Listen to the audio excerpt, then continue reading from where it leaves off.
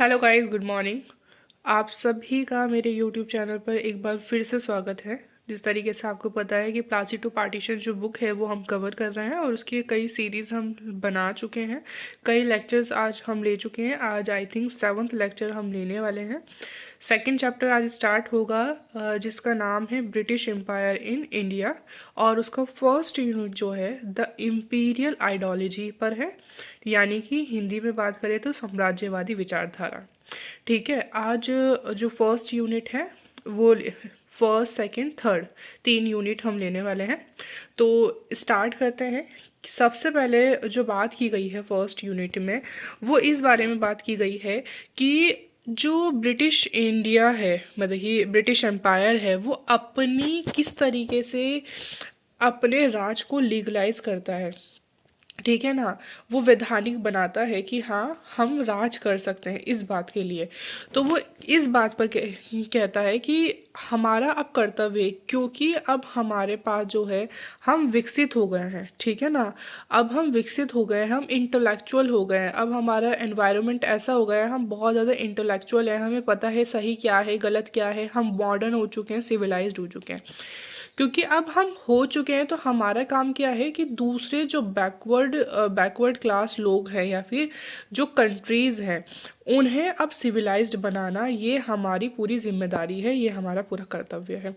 इस बात को उन्होंने रखा और देश के दुनिया के बहुत सारे देशों पर उन्होंने अपना शासन स्थापित करा, इस बात को रखते हुए कि हम आपको सिविलाइज करने के लिए आए हैं, क्योंकि अब हम खुद सिविलाइज्ड हो चुके हैं। इंडिया की अगर बात करें, तो इंडिया में किस बिहार पर उन्होंने ये आइडिया रखा। उन्होंने कहा कि भाई, आप एंशियंट टाइम पीरियड में तो बहुत ज़्यादा सिविलाइज थे, ठीक है ना, आप बहुत आगे थे, लेकिन अब आपका क्या आ चुका है, अब आपका वो टाइम पीरियड आ चुका है जो कि डिक्लाइन वाला टाइम पीरियड है। मतलब एक टाइम पीरियड तो आपको ऐसा था जब आप बहुत ज़्यादा सिविलाइज थे, एशियन टाइम पीरियड, लेकिन अब वो टाइम पीरियड ख़त्म हो गया है। अब हमारा काम है कि हम आपको फिर से उस टाइम पीरियड में पहुंचाएं, फिर से आपको उतना ही सिविलाइज्ड करें, फिर से आपको उतना ही महान बनाएं जितना कि आप एंशियंट टाइम पीरियड में होते थे। अब आपका जो टाइम पीरियड है वो पूरी तरीके से पतन की ओर जा चुका है। इसी वजह से बहुत सारे ब्रिटिश हिस्टोरियंस जो है वो 18th सेंचुरी को भी डिक्लाइन का टाइम पीरियड बताते हैं। ठीक है, फर्स्ट जो चैप्टर है उसमें मैंने बार बार ये बात को मतलब कि इस्टेब्लिश किया, मतलब कि बात की थी इस बारे में कि डिक्लाइन का टाइम पीरियड है, ब्रिटिश हिस्टोरियंस बता रहे हैं, लेकिन उसका काउंटर पॉइंट्स क्या है। ठीक है ना, अगर आपको काउंटर पॉइंट्स याद हैं अभी भी, प्लीज़ कमेंट सेक्शन में बताइएगा कि कौन कौन से काउंटर पॉइंट्स हैं।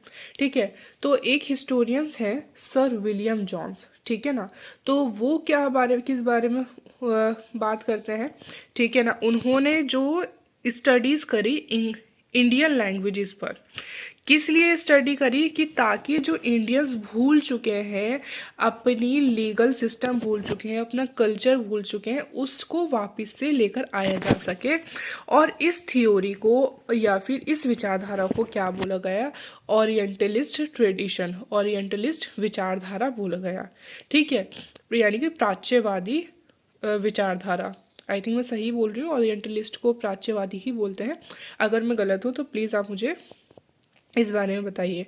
ओरिएंटलिस्ट ट्रेडिशन बोला गया, जिसमें ही क्या कहा गया कि जो हमारी भाषा है और जो इंडियन लैंग्वेज है वो प्राचीन काल में एंशियंट टाइम पीरियड में सेम ही लिंक पर आधारित थी।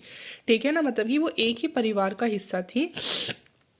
और जो एशियंट इंडिया है वो किसके इक्वल था, क्लासिकल वेस्ट के इक्वल था। ठीक है, मतलब कि वो इतना ज़्यादा महान था, मतलब वो अपनी विचारधारा को अपने टाइम पीरियड को तो महान बता ही रहे हैं। वो कह रहे हैं कि वो इतना ज़्यादा महान था कि वो जो क्लासिकल वेस्ट है उसके इक्वल था। इस चीज़ को लिए, यानी कि ओरिएंटलिस्ट ट्रेडिशन को प्रमोट करने के लिए क्या क्या काम करे गए। बेसिकली सबसे पहले क्या किया गया, कलकत्ता मदरसा बनाया गया 1781 में, फिर एशियाटिक सोसाइटी ऑफ बंगाल 1784 में, संस्कृत कॉलेज ऑफ बनारस 1794 में। ठीक है, ये काम किया गया। यहाँ पर क्या किया जा रहा था, इंडियन लैंग्वेजेस को स्टडी करा जा रहा था, इंडियंस को उनकी जो टाइम पीरियड है, उनका एंशियंट टाइम पीरियड है, वो बताया जा रहा था। लेकिन इसमें सबसे बड़ी प्रॉब्लम क्या थी कि जो अंग्रेज अधिकारी थे वो अपने हिसाब से सारी चीज़ों को डिफाइन कर रहे थे। पूरा जो ट्रेडिशन था, इंडियन ट्रेडिशन था, वो अपने हिसाब से चीज़ों को बता रहे थे। वो ये तो बता रहे थे कि एंशियंट टाइम पीरियड कितना ज़्यादा अच्छा था या महान था, लेकिन वो साथ साथ ये भी बोल रहे थे कि ये जो था वो पूरी तरीके से अब डिक्लाइन हो चुका है। और इसी बिहार पर उन्होंने अपने सिस्टम को या फिर अपने शासन को वैधानिक तौर पर स्थापित किया कि भाई अब क्योंकि आप पूरी तरीके से पतन की स्थिति में हैं और हम जो हैं वो बहुत ज़्यादा इंटेलेक्चुअल हैं, तो हम आपको अब बताएंगे सही क्या है गलत क्या है। ठीक है, तो हमारा राज करना और हमारा शासन करना आप लोगों के लिए बहुत ज़्यादा ज़रूरी है, या फिर आप लोगों के लिए ही फ़ायदेमंद है। अगर हम आपके ऊपर राज कर रहे हैं तो ये हम आपके लिए काम कर रहे हैं। ठीक है, तो इसी तरीके से वो लीगलाइज करते हैं अपनी पावर को, कॉलोनियल स्टेट को। इसमें जो है ओरिएंटलिस्ट ट्रेडिशन जो है उसके बारे में एडवर्ड सईद जो है वो ये बात बोलते हैं कि पूरी तरीके से क्या किया गया था, वो पूरी तरीके से ब्रिटिश एम्पायर द्वारा थोपा गया था।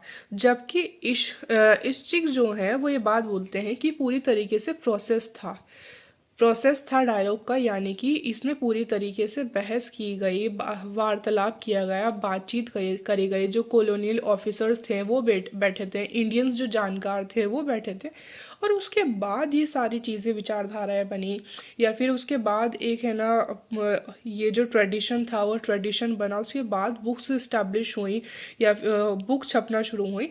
तो ये पूरी तरीके से डायलॉग पर बिहार, मतलब कि एक पूरी वार्तालाप पर आधारित था। ऐसा नहीं है कि कॉलोनियल ब्रिटिशर्स जो थे या फिर ऑफिसर्स जो थे वो सिर्फ बैठे थे और उनके बिहार पर ये सारी चीज़ें बन गई, नहीं।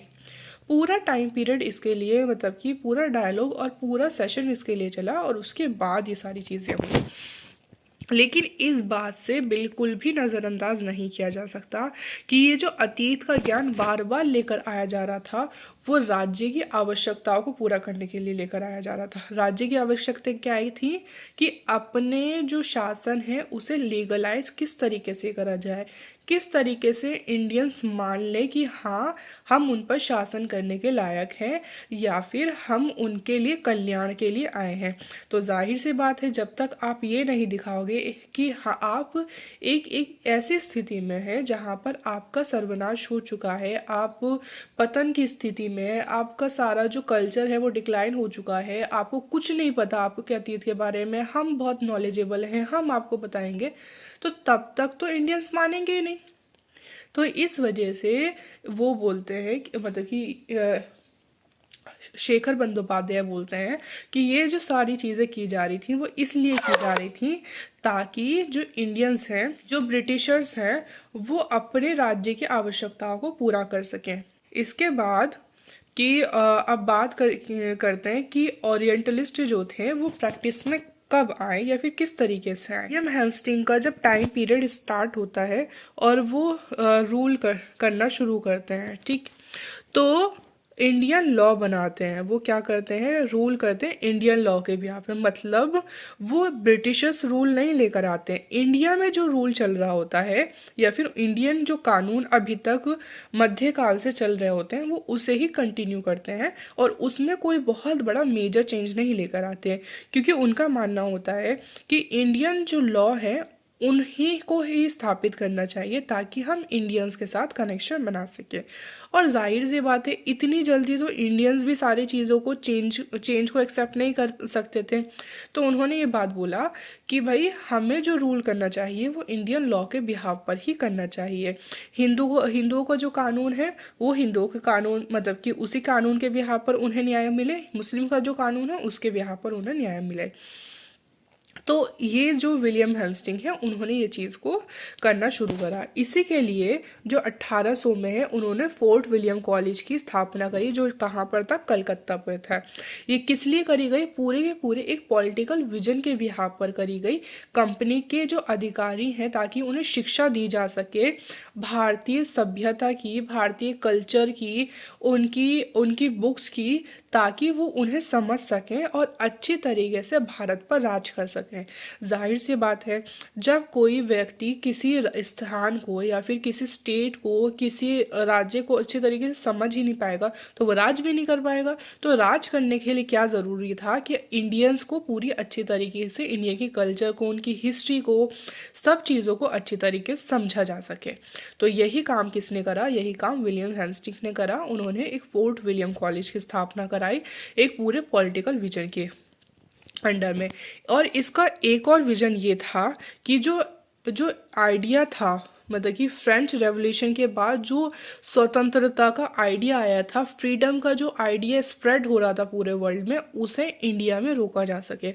जाहिर सी बात है, अगर इंडिया में वो आइडिया फैल गया तो इंडियंस भी डिमांड करेंगे, भाई भाई तब जो आंदोलन है, स्वतंत्रता का आंदोलन है, वो इतना बड़ा आंदोलन क्यों खड़ा हो गया हुआ था? क्योंकि जो विचारधाराएं थी, जब जो इंडियंस थे वो बाहर पढ़ने गए और उन्हें पता चला कि ये तो इतनी ज़्यादा आगे बढ़ चुकी है, इतने सारे जो विचारधाराएं वो हैं, ठीक है, स्वतंत्रता की है, समानता की है, और ब्रिटेन में इतनी ज़्यादा पढ़ी जा रही है, पढ़ाई जा रही है, पूरी दुनिया में इतनी ज़्यादा पढ़ी जा रही है, पढ़ाई जा रही है, तो हमारे यहाँ ये क्यों अप्लाई नहीं हो रहा? तभी तो वो वापस आए इंडिया में, ये जो सारे विजन थे और ये जो सारी विचारधाराएं थी उन्होंने फैलाई। तो पहले क्या काम किया गया? पहले इन विचारधाराओं को रोकने का काम करा गया। ये एक और विजन था इस कॉलेज के बनने का, ठीक है। और जो एडवर्ड विश्वासनाथ हैं, सॉरी, गौरी विश्वासनाथ हैं, वो ये इस बात को बोलते हैं कि ये रिवर्स अकल्टुरेशन था। अगर हिंदी में बात करी जाए तो वो ये उल्टा प्रसंस्कृतिकरण था। जिसका मतलब क्या होता है? प्रसंस्कृतिकरण का क्या मतलब होता है कि अगर मैं हूँ और मैं किसी और कंट्री में जाती हूँ तो जाहिर सी बात है मैं उनका कल्चर जो है वो सारी चीज़ें अडॉप्ट कर लूँगी, उनकी संस्कृति में मिलना जुलना शुरू कर दूँगी, उनके मतलब कि बहुत टाइम बाद तक उनके जैसा रहना शुरू कर दूँगी, या फिर मेरी आगे वाली पीढ़ी उनके जैसा रहना शुरू कर देंगी। यानी कि जो उनका कल्चर है मेरे कल्चर पर मतलब डोमिनेटेड होगा, ठीक है। अगर आप लोग अमेरिका जाएंगे तो अमेरिकन जो कल्चर है वो आप पे डोमिनेटेड होगा। ऐसा तो नहीं है कि आप अपने कल्चर के बिहाफ पर पूरे की पूरी कंट्री के कल्चर को बदल देंगे, है ना? ऐसा तो पॉसिबल नहीं है कि आप एक जो है वो पूरी कंट्री के कल्चर को बदल दें। लेकिन जो गौरी विश्वनाथन है वो ये बात बोलते हैं कि जो ब्रिटिशर्स हैं वो ऐसा कर रहे थे, इसी को ही वो रिवर्स अकल्टुरेशन कहते हैं, ठीक है। स्टॉर्टमैन जो है, थॉमस स्टॉर्टमैन कहते हैं कि ये जो पूरा का पूरा कम्युनिकेशन चल रहा था, ओरिएंटलिस्ट कम्युनिकेशन चल रहा था, वो उसका एक पॉलिटिकल मोटिव था, ठीक है, राजनीतिक उसका एक उद्देश्य था कि जो अंग्रेज और भारतीयों के बीच में प्राचीन काल का जो कनेक्शन दिखाया जा रहा है, ये जो लव कनेक्शन दिखाया जा रहा है, वो इस वजह से बार बार दिखाया जा रहा था ताकि जो इंडियंस हैं वो उपनिवेशी शासन की स्थापना को एक्सेप्ट कर लें, कि ब्रिटिश एम्पायर जो पूरी तरीके से चल रहा है उसे एक्सेप्ट कर लें कि हाँ भाई हमारा पुराना कोई बहुत गहरा कनेक्शन है। और जब वो कनेक्शन को एक्सेप्ट कर लेंगे तो जाहिर सी बात है वो ब्रिटिश साम्राज्य को भी एक्सेप्ट कर लेंगे। तो ये जो सारी चीज़ें हैं, ये ओरिएंटलिस्ट जो सारा विचारधारा थी या फिर काम हो रहा था, उसके पीछे भी कहीं ना कहीं एक पॉलिटिकल मोटिव था। अब ये जो ओरिएंटलिज्म था उसे रिजेक्शन कैसे मिला, कैसे उसे रिजेक्ट किया गया? सबसे पहले तो उन्होंने बात करी कि आर्यंस का आर्यन कल्चर डिक्लाइन क्यों?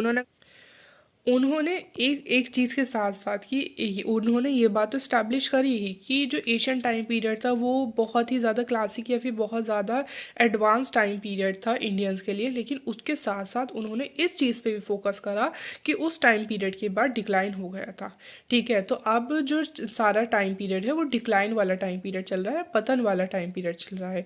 एक और उन्होंने चीज़ को इस्टेब्लिश करा आगे जाकर कि जो मूल भारतीय थे, ठीक है ना, जो मूल भारतीय थे उन्हें किसने हराया? आर्यंस ने हराया। और आर्यंस कौन थे? वो मतलब कि एक सफ़ेद चमड़ी वाले, अगर बहुत सादी और बहुत नॉर्मल लैंग्वेज में कहा जाए तो सफ़ेद चमड़ी वाले जो लोग थे, उन्होंने उन्होंने उन्होंने किसे हराया? जो काली चमड़ी वाले लोग थे, ठीक है। तो इस जो विचारधारा है, ये जो कॉन्सेप्ट है, इस कॉन्सेप्ट को इस्टेब्लिश कर कर इंडियंस और ब्रिटिशर्स के बीच में एक रेखा खींच दी गई कि आप हमसे अलग हैं। दूसरी चीज़ किस तरीके से रिजेक्शन हुआ कि जो हेस्टिंग की जो ओरिएंटलिस्ट जो पॉलिसी थी उसे नकार दिया गया कार्नवालिस की तरफ से। अब उन्होंने क्या करा, पूरी की पूरी तरीके से आंग्लीकरण करना शुरू करा, यानी कि एंग्लिसिकेशन करना शुरू करा। और उन्होंने इम्पोज करा, क्या इम्पोज करा, विक प्रिंसिपल जो थे इसके बिहाफ पर। ये क्या था, इसके बिहाफ पर क्या होता था कि जितने भी पुराने टाइम पीरियड की व्यवस्था थी उसे नकार कर रूल ऑफ लॉ लेकर आया जाए। तो जो कार्नवालिस्ट हैं उन्होंने बोला कि भाई ये जो जितना भी है वो बहुत ज़्यादा निरंकुशवाद है, बहुत ज़्यादा चीज़ों को थोपता है और बहुत बेकार सिस्टम है पुराना सिस्टम जो है। अब हम रूल ऑफ लॉ लेकर आएंगे। उसके यहाँ पर उन्होंने क्या करा, जुडिशरी और एग्जीक्यूटिव जो पावर्स थी उन दोनों को अलग कर दिया, यानी कि सेपरेशन ऑफ पावर लेकर आए। और स्टेट का रोल क्या था, स्टेट का अब रोल सिर्फ ये था कि वो जो प्रोटेक्ट करेगा इंडिविजुअल राइट को और प्राइवेट प्रॉपर्टी को, बस उनका काम जो है वो यहाँ तक था। और उन्होंने जो टाइम पीरियड है या फिर जो उन्होंने पावर है उसे सेपरेट कर दिया, सेपरेशन ऑफ पावर कर दिया। एक और जो वर्ड है वो है ओरिएंटल डिस्पोटिज्म, ठीक है, प्राच्य निरंकुशतावाद। ये जो वर्डिंग्स है ना, ये नेट जेआरएफ में भी बहुत ज़्यादा इंपॉर्टेंट है। ये कंपलसरी, ये जो वर्डिंग्स उठ कर आती हैं, बहुत सारे एग्जाम्स में ये वर्डिंग्स उठ के आती हैं। जो शेखर बंदोपाध्याय हैं उनकी बुक की स्पेशलिटी ही यही है कि वो सीधा सीधा ये नहीं बताते कि भाई विलियम आ गए, न्याय व्यवस्था में बहुत ज़्यादा चेंजेस नहीं करे, फिर कार्नवालिस आए, कार्नवालिस ने बहुत ज़्यादा चेंजेस कर दिए न्याय व्यवस्था, नहीं। वो आपकी पूरी की पूरी आइडियोलॉजी बनाएंगे। वो ये बताएंगे कि किस तरह कौन कौन सी आइडियोलॉजी बैकग्राउंड में काम कर रही थी, कौन कौन सी विचारधारा समाज में आ रही थी, स्थापित हो रही थी, काम कर रही थी, जिनका ये रिजल्ट बन रहा था।